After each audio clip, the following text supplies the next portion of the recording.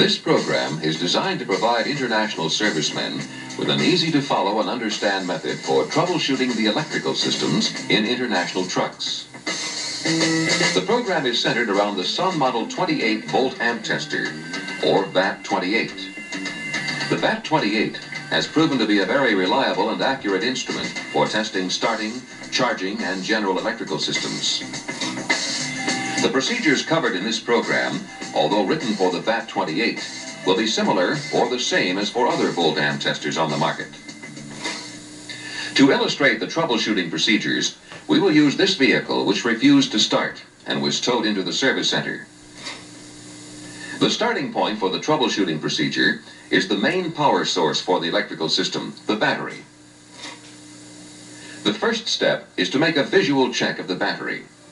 Look for cracks, breaks, or holes that could be responsible for electrolyte leakage. Check the battery posts to see that they are tight and that the terminal connections are clean and also tight. Then check the electrolyte to make sure it is up to the correct level. If there are any obvious defects, they should be corrected before continuing on with the tests. Before connecting the VAT-28 to the vehicle, set the black test selector switch to the starting system or number 1 position. Make sure the blue load control is turned fully counterclockwise to the off position. Set the red volt selector to internal 18. Then set the black ground polarity switch to negative. Now remove the negative battery cable connector and slip the tester harness on the negative terminal of the battery and tighten the thumb screw. Slip the cable connector over the post on the tester harness and snug it down with a firm twisting motion. Then clip the red positive tester cable to the positive post of the battery. The first test you'll make with the VAT-28 is a battery performance under load test. This test will determine if the battery's state of charge is sufficient to supply enough voltage and current to start the engine. First, turn the high beam headlights on for 1 minute to eliminate any surface charge in the battery. While the lights are on, determine the battery's amp-hour rating and multiply this value by 3 to determine the electrical draw or load you will apply to the battery. Now turn off the lights and turn the blue load control until the red ammeter scale reads 3 times the battery's amp-hour rating, determined a moment ago. Hold this load for 15 seconds and note the volt reading on the voltmeter's green scale. Then turn the load control off. If the voltmeter reading stayed above 9.6 volts for the entire 15 seconds, the battery should have enough power to start the engine. If the voltage drops below 9.6 volts, the test indicates that the battery does not have sufficient stored energy for good starting. This could mean a defective battery or a battery that is simply low on charge. In this case, the battery did not have sufficient power to maintain 9.6 volts under load. Now it is necessary to determine whether the battery is defective or just low on charge. First, take a hydrometer reading of all the cells in the battery. To obtain a truly accurate reading, you should make a temperature correction. So for every 10 degrees above 80 degrees of electrolyte temperature, add 0.004 to your hydrometer reading. And for every 10 degrees below 80 degrees electrolyte temperature, subtract 0.004 from your reading. This temperature-corrected reading should give you a good indication of the battery's state of charge. Readings under 1.240 indicate that the battery is in need of charging. If the cell readings vary more than 30 points from the highest to the lowest reading, there is a possibility that the battery is bad. It should be noted that hydrometer readings are often unreliable because you have no way of knowing when water was last added to the battery. If water was added within the last 24 hours and the vehicle was not properly charging the battery, it is possible that the water and electrolyte have not mixed thoroughly. This will give you a false hydrometer reading. Temperature extremes, either high or low, will affect the accuracy of any battery test. Battery specifications are determined at 80 degrees Fahrenheit, so it is best to perform battery tests as close to that temperature as possible. This is especially true with all loading and charging tests, such as the ones covered in this program. To accurately determine the battery's condition, disconnect the VAT28 from the battery and hook up a high-capacity battery charger. Turn the volt selector control on the VAT28 to external 18 and clip the positive external lead to the positive battery terminal and the negative lead to the negative terminal. Now remove the battery caps and turn on the charger and set it at a 40 amp charging rate. After 2 minutes charging time, with the battery close to room temperature and at a 40 amp charging rate, the battery voltage should not be above 15.4 volts. If it is, it indicates that the battery is sulfated and unable to store its rated electrical capacity. The battery should be replaced. If the indicated voltage is not above 15.4 volts, the battery is probably good, but there is still reason to suspect the battery. Disconnect the VAT28's external voltmeter leads and set the volt selector control to external 3. Then replace the lead clips with cadmium dip probes to take individual cell voltages. If the probes are not available, clip cadmium-plated bolts to the leads. Now press the positive lead into the battery's positive terminal and dip the negative probe into the closest cell and record the reading. Then dip the positive probe into the closest cell and the negative probe into the next and record the reading. Do this for each cell and record each reading. The last reading from the last cell to the negative post will be very small, either positive or negative. If it is positive, add it to your first reading. If it is negative, subtract it. Your corrected readings should not vary more than 1/10 of a volt from cell to cell when under a 40 amp charge at or near room temperature. If they do, the battery is defective and should be replaced. An alternate method of testing the battery would be to fully charge the battery and then take hydrometer readings. If the readings vary more than 30 points after charging, the battery can be considered bad. Replace or recharge the battery and proceed with the charging system test. In this case, the battery was simply low on charge and the charging system, starter, and electrical system still need to be checked. Before we perform the checks on the alternator and regulator, please go to your reference guide and complete exercise number 1. When you have finished, please restart the projector. The next series of tests to be performed will determine if the alternator or regulator is defective, thus causing the low charge condition in the battery. First, check the alternator drive belt tension. A loose or defective belt could be the cause of all the problems. Adjust or replace the belt if needed before continuing the tests. This vehicle is equipped with a Delco 37 amp alternator with a remote regulator. Reconnect the VAT28 tester harness, set the volt selector to internal 18 and the test selector switch to starting system. Now turn all the accessories off, turn the ignition on, read the amperage and record it. Then start the engine. Turn the test selector knob to position number 2, generator alternator output. Rev the engine up to 2000 RPM.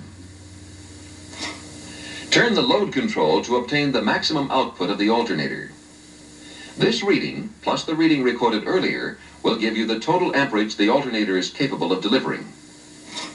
If it is not within 5 amps of its rated output, it should be tested without the voltage regulator in the system.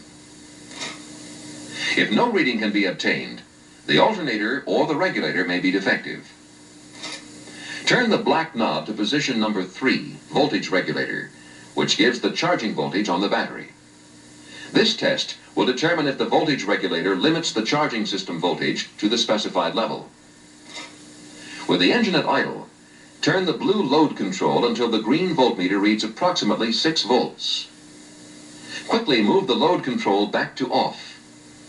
This cycles the voltage regulator for more accuracy in the test results. Increase the engine speed to 2000 RPM and note the green voltmeter reading. If the voltage reading is higher than specifications, the problem could be the regulator or a defective engine ground strap. If the voltage reading is below specifications, this indicates problems with the alternator's output, improper setting of the voltage regulator, or excessive resistance in the charging circuit. To determine if the diodes and stator windings in the alternator are working properly, the diode-stator test should be performed.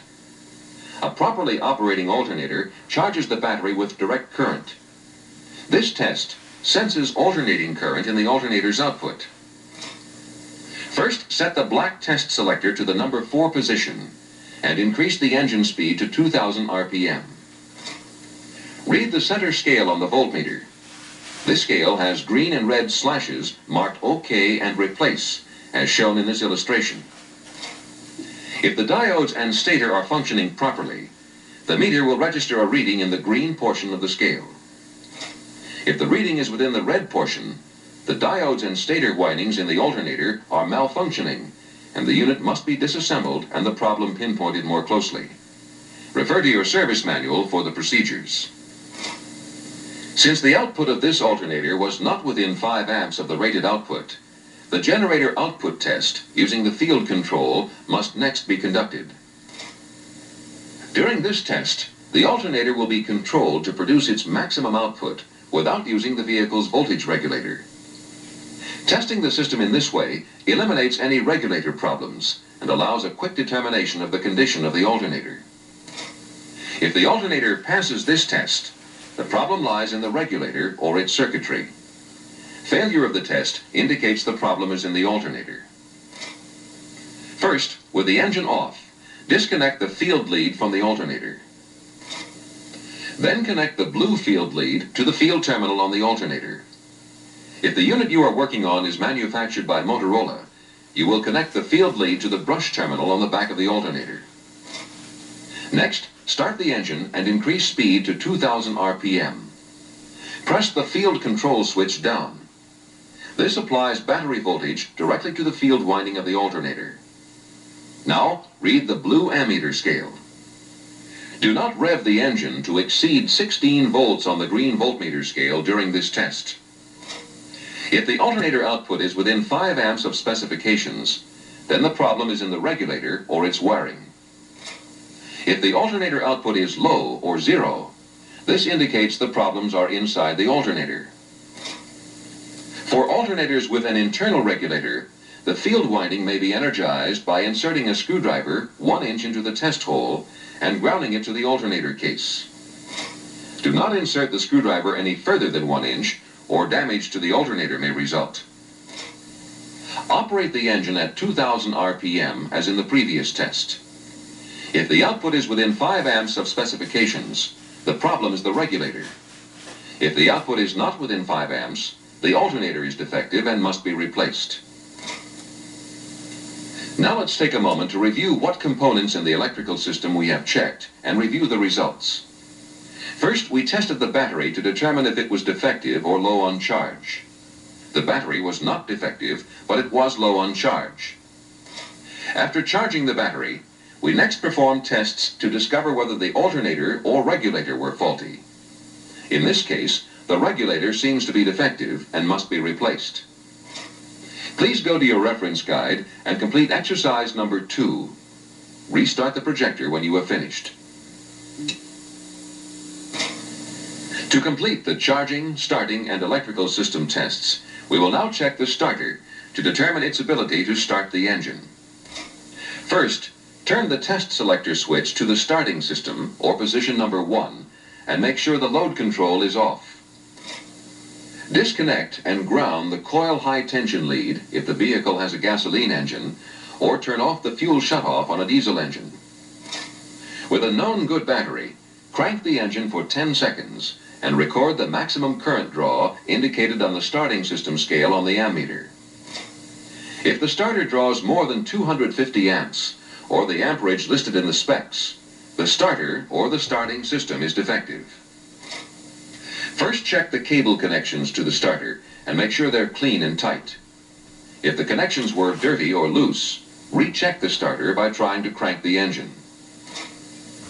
If the starter still draws too much current, check the oil viscosity. In cold weather, too heavy an oil will cause hard cranking and high readings. If oil viscosity is not the problem, try to bar the engine. The purpose of this test is to eliminate the possibility of seized or binding engine components. If the engine turns normally and the starter still draws too much current from a good battery, the starter should be replaced or repaired according to directions in the service manual. In some cases, the starter problems will be caused by a bad solenoid or starter drive. If the solenoid clicks and it drives the starter drive into the flywheel ring gear, it is functioning properly mechanically.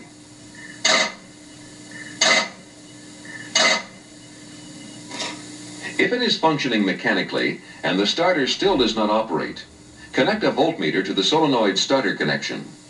Energize the starter and read the voltage. If there is battery voltage, the system is okay. If there is no voltage, the solenoid is bad. If there is less than battery voltage, there is excessive resistance between the battery and the starter. If the solenoid works and the starter spins madly and does not turn the engine over, the problem lies in the starter drive or the flywheel ring gear.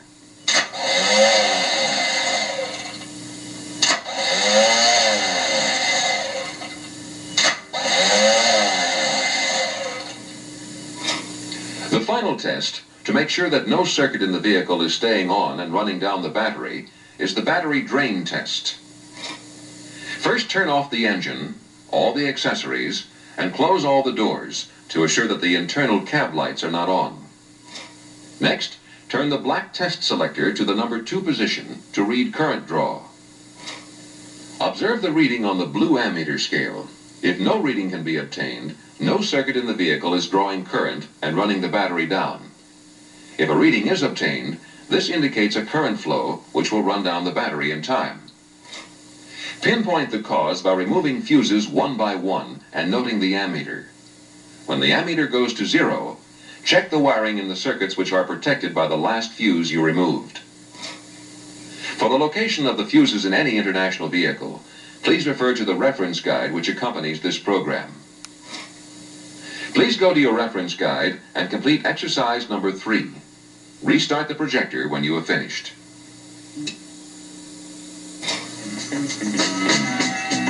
We have presented the tests for the charging and starting systems of international vehicles using the VAT-28 or similar instrument. If one is not available, refer to your service manual for the procedures involved when using a voltmeter to perform the troubleshooting procedures outlined in this program. While the testing procedures may seem complicated, remember you will be performing only those tests required to isolate the problem you are experiencing.